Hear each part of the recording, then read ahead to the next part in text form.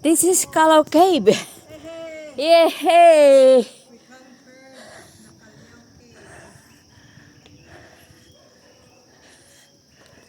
Ay. Okay, hello. Hello, Tilinda. Hello. Birthday girl. Kinaya.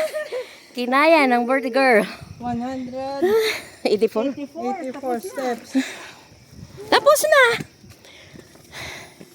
Ay, dito na sa ano tayo, mag-picture. Yes. Sa bungad. Uy, ang ganda. Worth it. Parang Sandra Islands yung may ganitong cave. Quenco Cave. Oh. Ang ganda. DOT. Hello. Papasyal po kami. Papasyal kami. Sorry po, tabi-tabi po. Huwag mo na sabihin na tubay-tabi. Tubay-tabi. Tubay-tabi.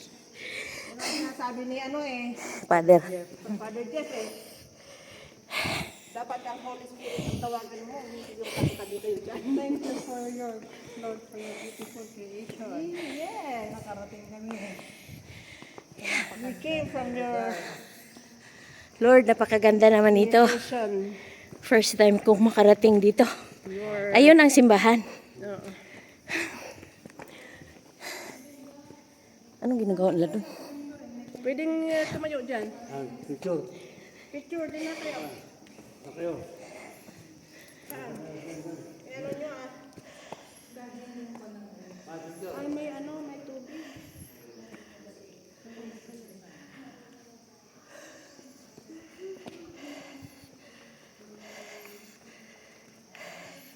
Ito ang church dito sa Calao. Yun ang altar nila. Ano natin? Oh, Hala ko meron pa tayong ano? wala na. Tingnan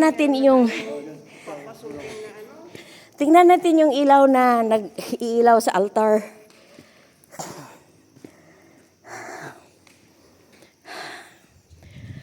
Okay.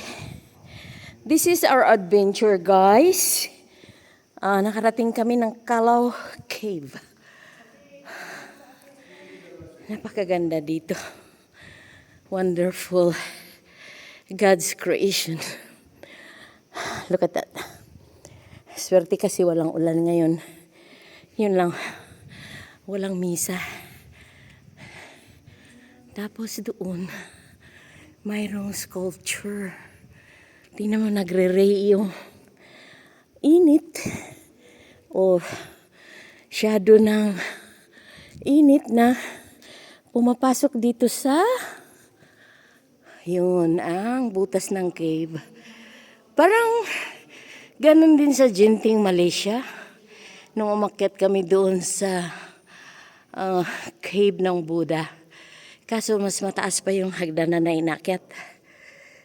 Dito 184 steps lang. Tapos the rock formation is like an angel hiding his face, no? Tapos diyan makikita natin at dito makikita natin ng isang bata na rock formation, guys, pero nakadapa. Parang Virgin Mary. And then this is the altar, which is yan ang santo. It's a resurrection. Tapos Virgin Mary. Ayun, may Virgin Mary din. Yan. Tapos dyan, maliit na altar. Ito ang maliit na altar din. At saka, mayroon doon. Tingnan mo, guys.